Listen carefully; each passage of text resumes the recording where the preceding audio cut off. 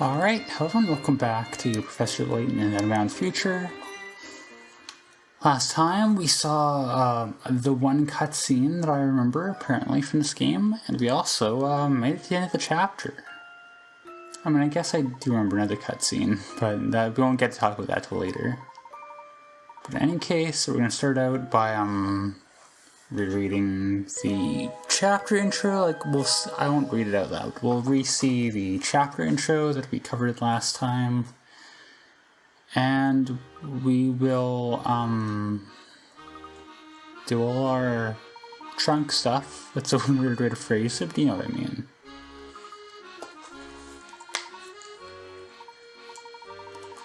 So we'll get into that as soon as we're allowed to. I mean, this is a plot-heavy game, and it makes sense for there to be a lot of talking. I mean, it's part of the appeal for me. Anyways, three of them seeking out future Luke. After asking at the hotel, we found our way to the casino. It's a new building, unsuitably large for central London, located far down Flatstone Street. It does seem to be the place we're supposed to meet, but I'm having trouble believing we're about to come face to face with Luke's future counterpart. Seems the only way to quell this doubt is to head inside. Future London's plight. According to future Luke, this London is under the command of my future self. Seems I've become obsessed with completing a time machine, and have been kidnapping scientists from the past, which is to say my present. If these allegations are true, then stopping my future self is my duty as a true gentleman. That's one way of phrasing it. A true gentleman thing, it does get kind of flanderized, I feel, but it's fine. To the arcade restaurant. In an unfortunate turn of events, the family attacked us on our way out of the casino. It appears one of the officers thought I was impersonating his superior. Perhaps in the 10 years that have passed, my appearance has changed only a bit. Following future Luke's lead, we have decided to head for the restaurant we visited earlier in the arcade, which we will do in a bit. Sorry, I gotta play with my toy car here first. Big score, it's Bosco, or whatever his name. Oi, lads, we've got work to do. We grab all this cash, move it into the safe, boss's orders. How are we gonna pick it all up? So the money bag's on the side. We need to get from the side, right? Like this. I thought something like this would be my first instinct. But then we have to do, we could do something like this, I think. And then do you just like, are we good from there? Let's see what happens. I didn't even look that closely. I might have missed something, but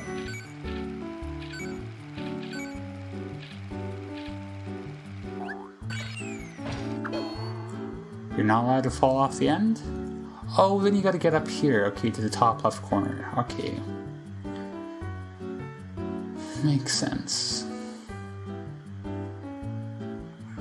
I mean, I think we really just...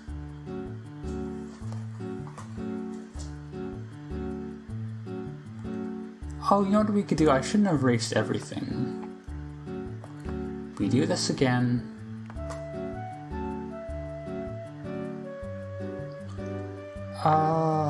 How do we do this? We could do this one first. And then head down. Okay, yeah, there we go. So go like that, that gets all of these, and then we just circle around. Just do like a perimeter lap. And that uses all of them once. I don't know if that's strictly necessary, but this one should work, right? If I didn't mess anything up.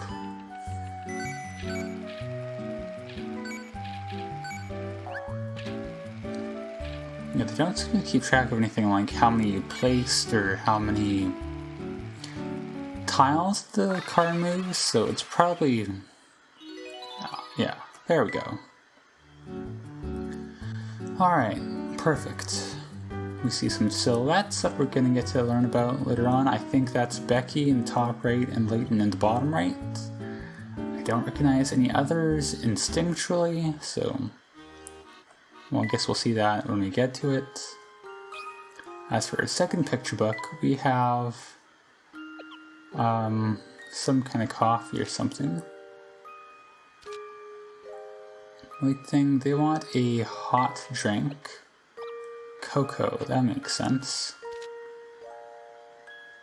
Okay, this person wants theirs steeped. So I guess that's differentiating the other hot drink.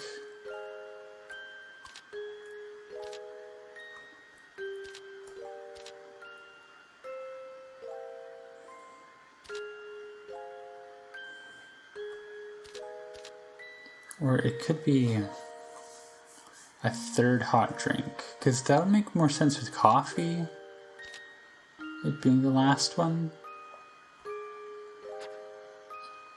I don't know. I'll put it there for now. I can always change it later. It's been 6 minutes and we haven't gotten anything done yet. Let's get out of here. Get away from the casino. Who are you? Horace. Your name's Horace. How do you feel about that? Ow! Why are you sneaking up on me like that? You almost gave me a heart attack. Sorry, sir. I didn't think a simple hello would scare you so much. I was lost in thought. I didn't see you there. Anyway, I have things to take care of. Goodbye. How odd. What's odd, Professor? Take a look at the ground, Luke. That man's shoes were dirty. That's strange, isn't it? That man left wet footprints even though it hasn't rained since we got here. So why were his shoes wet? I haven't the foggiest. Remember the last time we investigated a sewer? Don't know why I went in my... Okay, whoops. Afraid of that. I already talked to you. Just a little farther, Luke. And we're almost to the arcade now. I know, we walked through there earlier. Oh, right, of course you did. You mentioned that before, didn't you?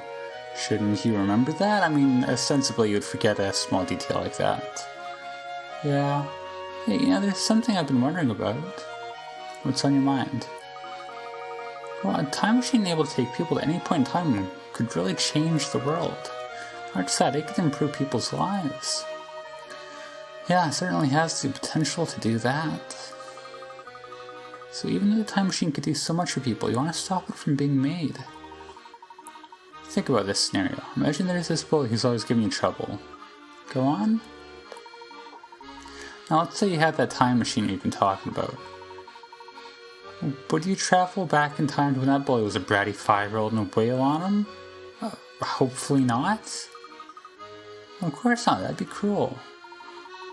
Of course you wouldn't, because you've got a good heart.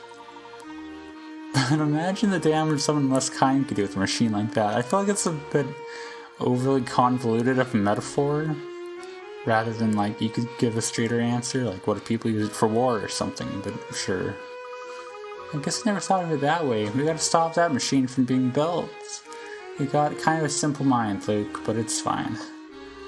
You're good at puzzles, kind of. Do we want to talk to her? She's new. I guess we should, unfortunately. Oh, there you are, Flukekins.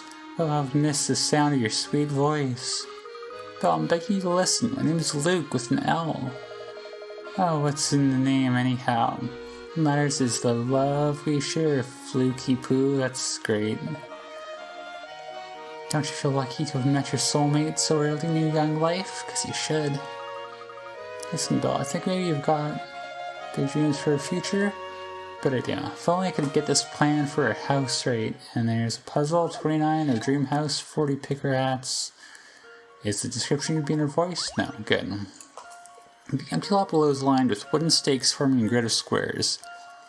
Your job is to stretch ropes between the stakes so that a 4-person family is planning to have a house where you can have 4 identically shaped rooms.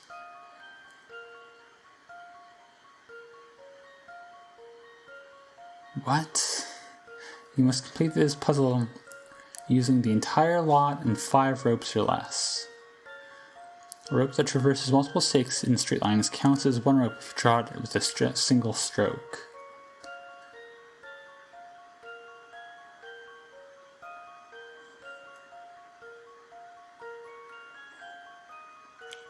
But, what?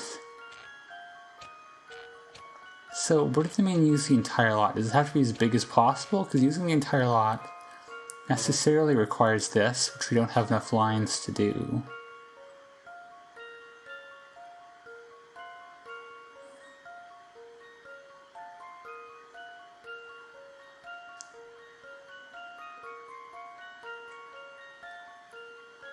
Do we need to divide this into... Do we need to make an area with... Do we need to, like, divide the lot into 4 identical sections? Because in that case, I guess we would have one like this.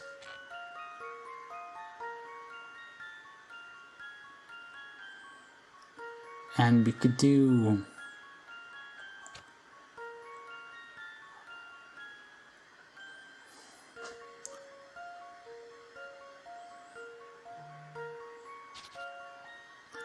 I have no idea what they're even talking about. Like, is it just like, say for example, like if it had this, sorry, would something like this work, where we just have our 2 ropes being like one,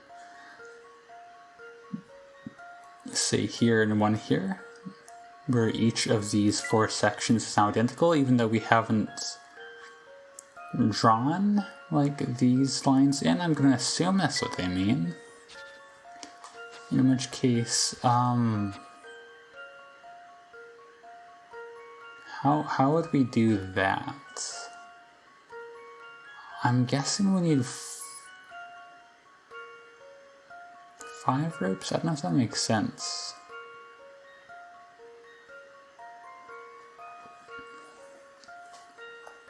Okay, let's start with some math then, I guess, because there's nothing else to do. If this is 1 square, we have 1, 2, 3, 4, 5, 6 by 6 is 36. Minus 1 is 35. Because, like, we're missing half here and half here. So that's going to be 8 3/4 of a room per.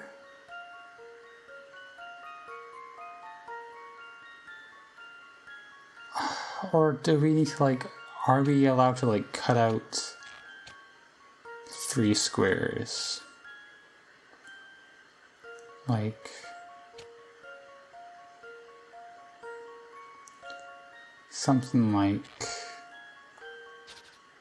I don't know, this, and cut out this 3 square section. Like, if we do this, because going from 35, because we can't possibly, we could get 1/4 squares, I guess. I have no idea what to even do. Let's use hint coins, who cares?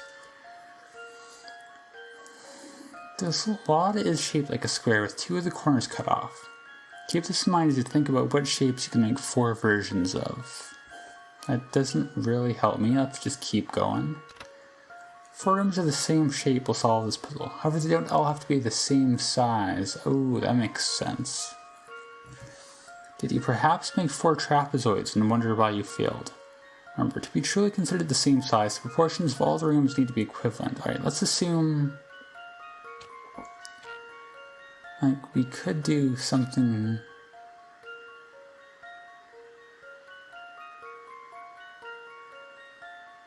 like, if we had something like this here, for example. Oh, if we did something like this...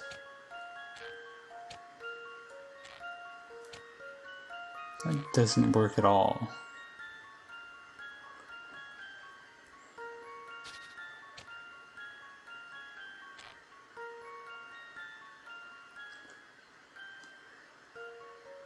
Because, like, if my thought was them to be, like, squares with one thing cut out, so if you had something like this, then in order to be twice as big, and this is going 1 tick, so it would need to be something like this. And see these lines overlapping. This uses 5.